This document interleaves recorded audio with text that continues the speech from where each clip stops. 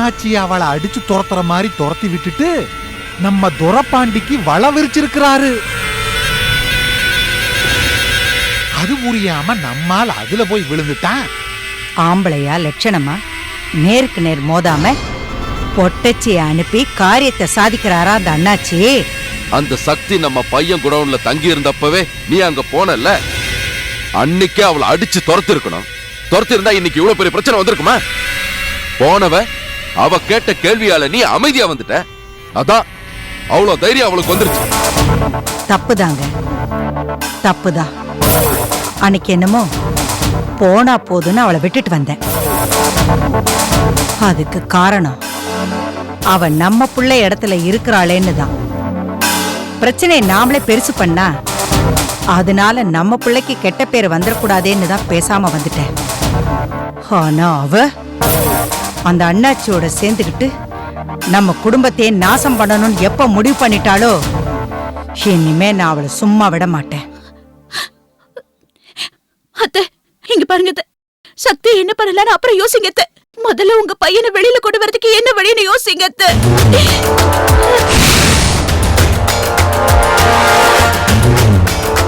சீக்கிரமாவே நான் ராஜதுரை வெளியே கொண்டாருவேன். இது எனக்கு கௌரவ பிரச்சனை. அத்தை, இதுல ஒரு முக்கியமான விஷயத்தை நீங்க கவனிக்கணும். ஒரு வேலைக்காரி கூட தான் வேலை செஞ்ச வீட்டுக்கு விசுவாசமா இருந்திருக்கா. ஆனா உங்க வீட்டு புள்ள, நீங்க பெத்த பையன், உங்க குடும்பத்துக்கு விசுவாசமா இல்லையே.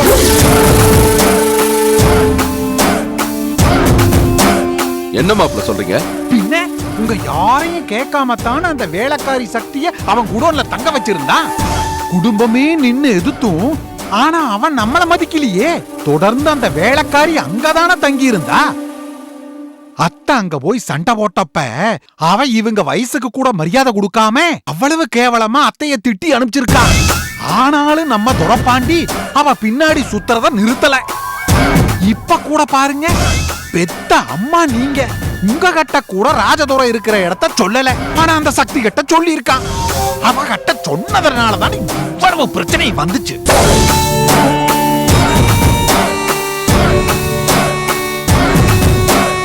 அப்படி என்னதான் மயக்கமோ அந்த வேலைக்காரி சக்தி மேல. ஆனா அப்படித்தான் அவங்க ரெண்டு பேருக்குள்ள அப்படி இப்படின்னு ஏதாவது ஒரு முறை இருந்தா கூட பரவாயில்ல.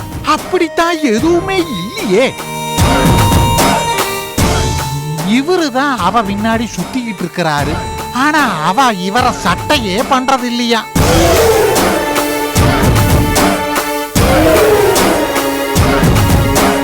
இதெல்லாம் வெளியில தெரிஞ்சா நமக்கு எவ்வளவு அசிங்கம். அத்தை, என்னமோ அத்தை, இந்த குடும்பத்து மேல அக்கறை இருக்கிறதுனாலதான் நான் இதையெல்லாம் உங்ககிட்ட சொல்றேன். ஏமாப்ல, இவ்வளவு விஷயம் தெரிஞ்சோம் அவளை வெட்டி வீசிட்டு வராம இங்க வந்து ஏதேதோ பேசிட்டு இருக்கீங்க. ஐயோ மாமா, என்ன மாமா இப்படி கேட்டுட்டீங்க? இந்த குடும்பத்துக்காக உழைக்க சொல்லுங்க, நான் உழைக்கிறேன். இல்ல என் உசுர கேளுங்க, நான் தந்துடுறேன். ஆனா அருவாளை மட்டும் என்ன தூக்க சொல்லாதீங்க. அது மட்டும் என்னால முடியாது.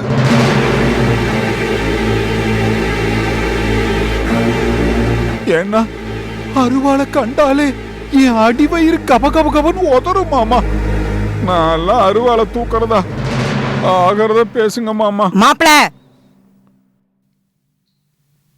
யாரும் எதுவும் செய்ய வேண்டாம்.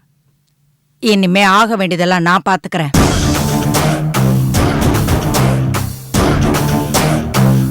நம்ம அழகுதுற விஷயத்திலேயே அந்த அண்ணாச்சிய சின்ன பின்னமாக்கி இருக்கணும்.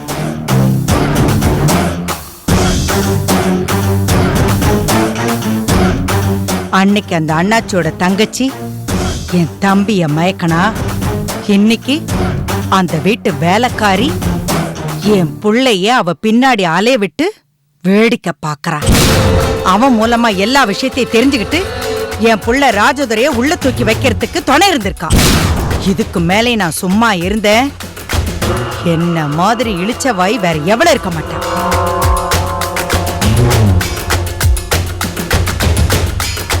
அந்த சக்தியை என்ன பண்ணணும், அந்த அண்ணாச்சியை என்ன பண்ணணும்னு எனக்கு தெரியும். நான் பாத்துக்கிறேன்.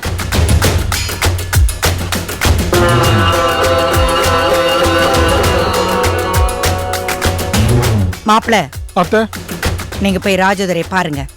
அவன் யார் யார்கிட்ட எவ்வளவு பணம் வாங்கியிருக்கான்னு எல்லாத்தையும் விவரமா கேட்டு தெரிஞ்சிட்டு வாங்க. மத்தத நான் பாத்துக்கிறேன்.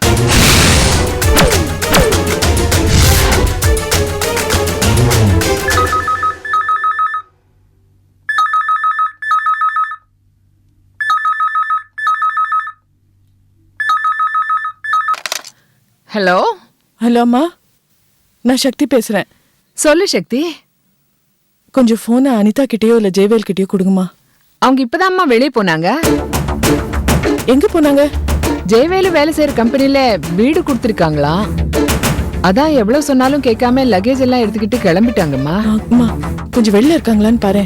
இல்லம்மா, இப்பதான் டாக்ஸி ஏத்தி விட்டுட்டு வரேன். கிளம்பிட்டாங்க. அவங்க எங்கம்மா வேலைக்கு போறாங்க? அப்பா ரெக்கமெண்ட் பண்ண கம்பெனில ஒரு வாரம் கழிச்சு ஜாயின் பண்ண சொன்னாங்களா. அதுக்குள்ள அவன் ஃப்ரெண்டை யாரையோ தச்சையில மீட் பண்ணானா. அவன் கம்பெனிலேயே ஜெயவேலுக்கு வேலை கொடுத்துட்டாங்களாம். அதனால அவங்க கொடுத்த குவார்டர்ஸ்லயே தங்கிக்கிறேன்னு சொல்லிட்டான். கம்பெனி பேரு என்ன ஏதுன்னு சொல்லல. அந்த டீடைல்ஸ் எல்லாம் உங்ககிட்ட சொல்லிட்டேன்னு சொன்னானே. சக்தி, என்னம்மா ஒன்னும் பேச மாட்டேங்கிற? ஒன்றும் இல்லைம்மா, நான் அவங்ககிட்டயே பேசிக்கிறேன். அவங்க எப்படியும் என்கிட்ட பேசுவாங்க, அப்போ அவங்ககிட்டயே கேட்டுக்கிறேன். அப்ப நான் வச்சிடுறேம்மா. சக்தி,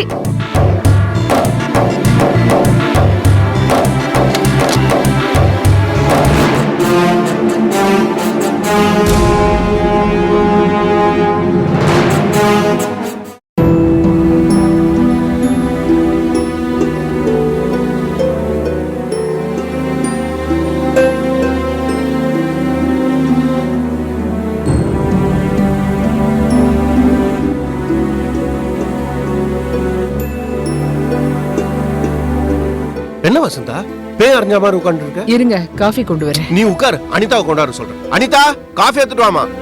அவங்க பண்ண காரியம் தான் என்னை இப்படி உட்கார வச்சிருச்சு. சின்ன சிறுசுங்க ஏதாவது விளையாட்டா பண்ணிருப்பா, அதுக்கெல்லாம் போய் நீ டென்ஷன் ஆகலாமா? நீங்க வேற நேரம் தெரியாம காமெடி பண்ணிக்கிட்டு. பின்ன நீ சொன்னாதானே எனக்கு தெரியும். சொல்லாம கொல்லாம வீட்டை விட்டு போயிட்டாங்க. என்னம்மா சொல்ற? ஆமாங்க, நான் கிச்சன்ல இருந்தேன். திடீர்னு கூப்பிட்டாங்கன்னு வந்து பார்த்தா 2 பேரும் லக்கேஜோட நிக்கிறாங்க. அப்ப சொல்லித்தானே போயிருக்காங்க. என்ன முழுசா பேச விடுறீங்களா? சரி பேசு. என்னமோ அவன் கம்பெனில கெஸ்ட் ஹவுஸ் கொடுத்திருக்காங்களா. லக்கேஜ் எல்லாம் கொண்டு போய் அங்க வச்சுட்டு அனிதாவையும் அங்க விட்டுட்டு இவன் உடனே டியூட்டிக்கு போகணுமா. ஏதோ ஒரு அசைன்மெண்டா அவசரமா முடிச்சாகணுமா. அதுவும் ஒரு வாரத்துல முடிச்சாகணுமா. டே அண்ட் நைட் ஒர்க் பண்ணணுமா. அதனால உடனே போகணும்னு கிளம்பிட்டாங்க. ஏமா இவ்ளோ டீடைலா சொல்லிட்டு போயிருக்காங்க, நீ சொல்லாம கொள்ளாம போயிட்டாங்கன்னு சொல்ற? அட நீங்க வேற, எந்த கம்பெனி, வீடு எங்க, எதுவுமே சொல்லலைங்க. அட்ரஸ் கொடுத்துட்டு போங்கன்னு சொன்னதுக்கு எங்களுக்கே இன்னும் அட்ரஸ் தெரியாது. ஆபீஸ்க்கு போனாதான் அங்க இருந்து எங்களை கூட்டிட்டு போயிடுவாங்க. அங்க போனதுக்கு அப்புறம் தான் எங்களுக்கே தெரியும். அப்புறம் உங்களுக்கு போன் பண்ணி சொல்லிடுறேன்னு சொல்லிட்டாங்க. அப்படி என்னங்க அவசரம் உங்களுக்கு? அவங்க சூழ்நிலை என்னன்னு நமக்கு என்ன தெரியும்? சூழ்நிலை என்னன்னு நமக்கு தெரியலனாலும் பரவாயில்லைங்க. அதுக்காக அவன் அப்படியே விட்டுட முடியுமா? அவன் என் அண்ணன் பையங்க. கல்யாணத்துக்கு அப்புறம் புதுசா குடுத்தனம் போறாங்க. பெத்தவங்க வர முடியலனாலும் அத்தைங்கிற முறையில நான் அவங்க பக்கத்துல இருந்து பூஜை பண்ணி பால் காய்ச்சிட்டு வந்திருக்கலாம் இல்லையா? அதெல்லாம் நம்ம காலத்துல, இந்த காலத்து பசங்க எங்கம்மா பண்றாங்க? சரி, ஒண்ணும் பண்ண வேணாங்க. நம்ம கிட்ட சொல்லல, சரி நம்ம சக்தி கிட்டயாவது சொல்ல வேண்டாமா? என்ன சொல்ற நீ? ஆமாங்க, அவங்க வாசப்படி கூட தாண்டலே. சக்தி எனக்கு போன் பண்ணா. நான் சொல்லிதான் அவளுக்கே தெரியும். ஆனா புறப்படும் போது நான் கேட்டதுக்கு சக்தி கிட்ட எல்லாம் டீடைல்டா சொல்லிட்டேன்னு சொன்னாங்க. ஆனா சக்தி கிட்ட கேட்டா அவ முழிக்கிறா. சக்தி கிட்ட சொல்லாம போயிருந்தா கூட பின்னாடி சொல்லிக்குவாங்கன்னு நினைச்சுக்கலாம். ஆனா சொல்லிட்டேன்னு வேற சொல்லியிருக்கான். எதுக்கு அவன் போய் சொல்லணும்? ஆமாங்க, சக்தி என்னைக்கு 2 வீட்லயும் சம்மதிச்சிட்டாங்க, நீங்க இந்த ஊருக்கே வந்து படிப்பு கண்டினியூ பண்ணுங்கன்னு சொன்னாலோ அப்பல இருந்தே அவங்க போக்கு சரியில்லை. உங்க போனை கொடுங்க. யாருக்கு போன் பண்ற? ஜெயவேலுக்கு தான். The number you have called is switched off.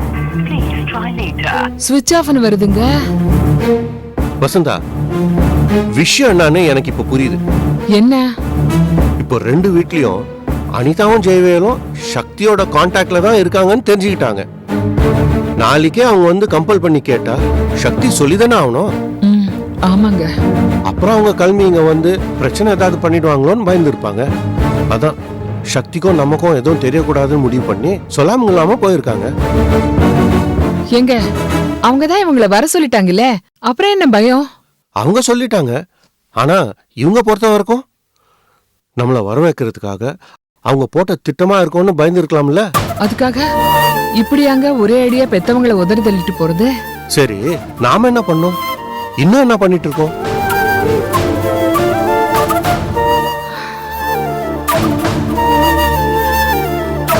அதெல்லாம் அந்த காலங்க. எந்த காலமா இருந்தா என்ன, பிரச்சனை ஒண்ணுதானே. அன்னைக்கு நமக்கு சரின்னு பட்டது இன்னைக்கு தப்புன்னு படுது இல்லையா? தப்புன்னு யாருங்க சொன்னது? தப்பு செஞ்சிட்டோன்னு என்னவும் வராம தான் அப்பப்போ நைட்ல உட்காந்து ரகசியமா அழுதுட்டு இருக்கியா? இதோ பார், இத்தனை காலம் உன் கூட வாழ்ந்துட்டு இருக்க எனக்கு இது கூட தெரியாதா என்ன? ஆனா என்ன, அந்த நேரத்துல உனக்கு எப்படி ஆறுதல் சொல்றது கூட தெரியாம நான் எதுவுமே தெரியாத மாதிரி இருப்பேன். ஆனா இப்பதான் உன் ஆசைலாம் நிறைவேற்ற நம்ம பொண்ணு சக்தி அங்க போயிருக்கால.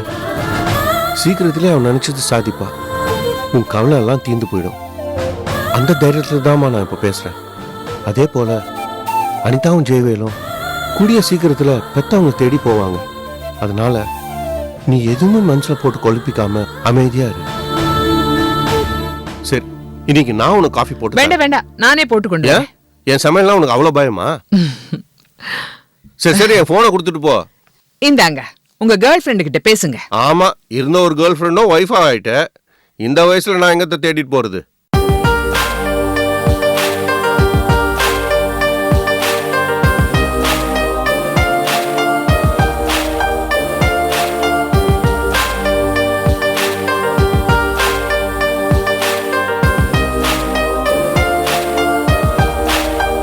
ஏண்டா இப்படி எந்நேரமும் சக்தியே நினைச்சுக்கிட்டு அவ போட்டோவையே பார்த்துக்கிட்டு இருந்தா பிசினஸ்ல எப்படிடா கான்சென்ட்ரேட் பண்ணுவ?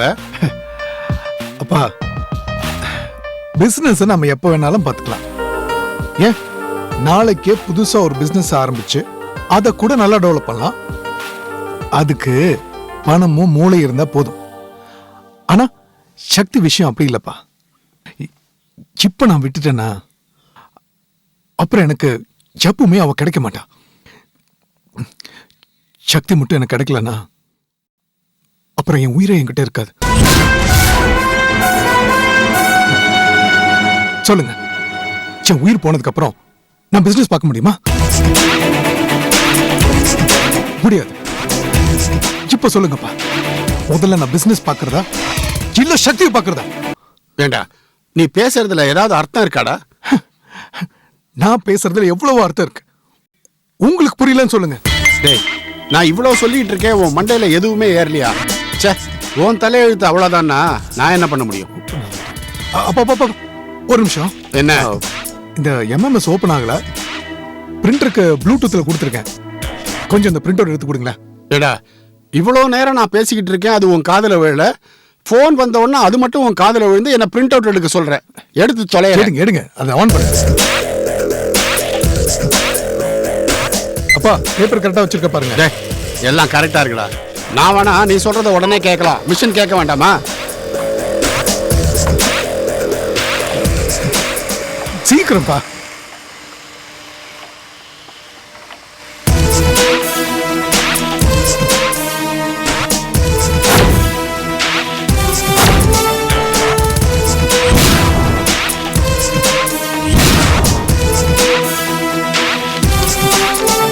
என்னங்க, யாருங்க இது? அம்மா, தெரியலையே. கொடுங்க. டேய்,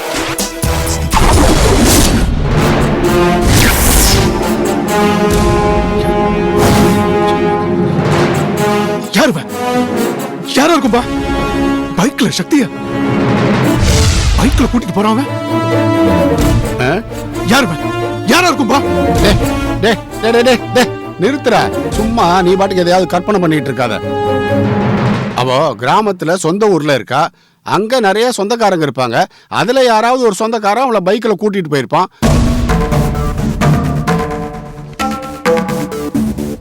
இத நம்மள குழப்பறதுக்குன்னே ஏதோ ஒரு மடையன் போட்டோ எடுத்து அனுப்பிச்சிருக்கான். இத போய் இவன் பெருசா எடுத்துக்கிட்டு இல்லப்பா, இதுல ஏதோ இருக்குப்பா. இவனை நான் விட மாட்டேன். டேய், ஐயோ,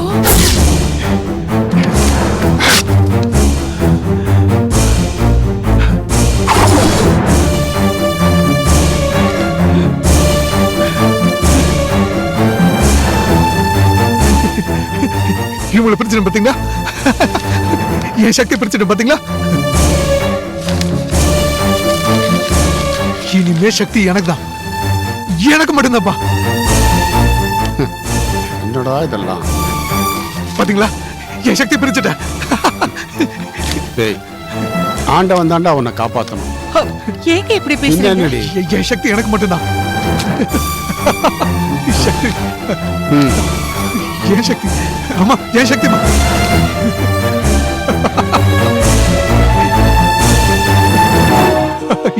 என் சக்தி எனக்கு கிடைச்சிட்டா. என் சக்தி எனக்கு கிடைச்சிட்டா. என் சக்தி.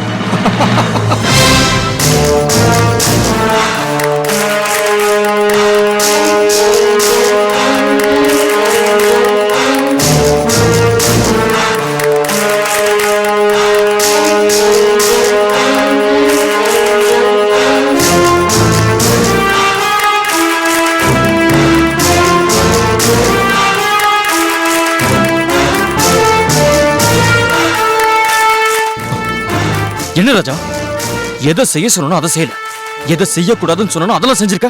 எப்படி இதெல்லாம்? சார், நீங்க சொன்னது செய்ய முடியாம போச்சு, அது வாஸ்தவம் தான். ஆனா நீங்க எதை செய்யக்கூடாதுன்னு சொன்னதை எதை நாங்க செஞ்சிட்டோம், அதான் எனக்கு புரியல. யாரை கொலை பண்ண சொன்னோ அவனை கொலை பண்ணல.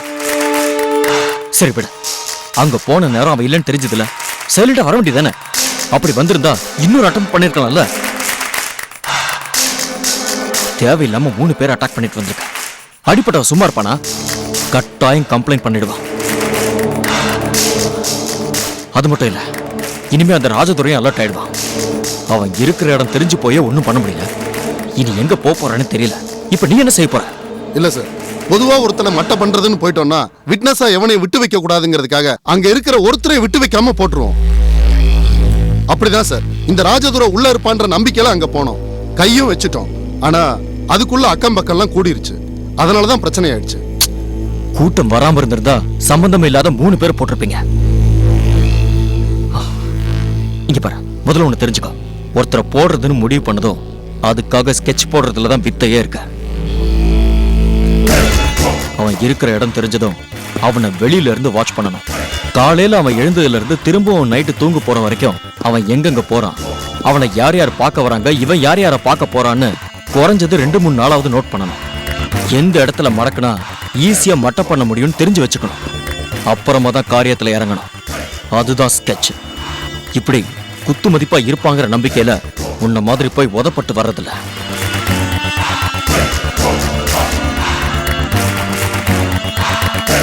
என்னையா பாக்குற?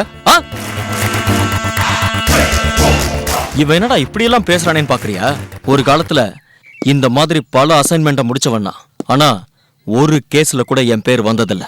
அவ்வளவு தெளிவா ஸ்கெட்ச் போட்டு செய்வேன். ஓரளவுக்கு பணம் காசு சேர்ந்ததும் அதுல இருந்து விலகி வேற ட்ராக்ல போக ஆரம்பிச்சேன்.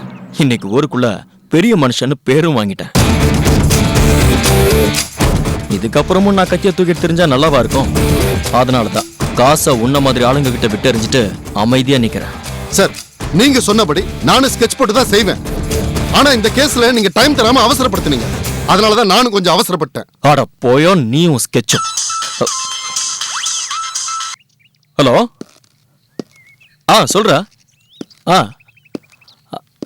அப்படியா? எப்போ?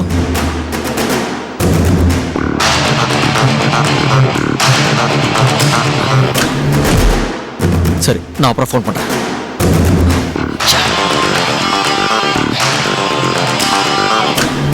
என்ன சார், என்னாச்சு? அந்த ராஜதுரை அரெஸ்ட் ஆயிட்டானா?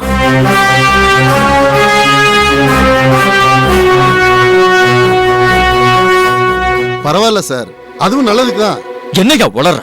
அவன் கோர்ட்ல வந்து உண்மையை சொன்னா அப்புறம் எனக்கு தானே வாரண்ட் வரும். அவன் வாயை திறந்தா தானே சார். என்ன சொல்ற? அவன் வாயை திறக்க மாட்டான். எப்படி அவ்வளவு உறுதியா சொல்ற? சார், அவனை எப்படியும் குறைஞ்சது 15 நாளாவது ஜெயில வைப்பாங்க. அவன் எந்த ஜெயில இருக்கான்னு பார்த்து அந்த ஜெயிலுக்குள்ளே அவன் கதையை முடிச்சிடணும். ஆ, என்ன சார் பாக்குறீங்க? நமக்கு அதுக்கெல்லாம் ஆள் இருக்கு சார். நீங்க தைரியமா போங்க. மேட்ரை முடிச்சதும் நானே உங்களுக்கு ஃபோன் பண்றேன். பார்த்த இந்த முறையாவது பிளான் போட்டு செய். பழைய மாதிரி என்ன கத்தியை தூக்க வச்சிடாத. சார், அதுக்கு அவசியமே இருக்காது. நீங்க போயிட்டு வாங்க. ம், செத்துட்டாங்கிற செய்தியை சொல்லு. ம்.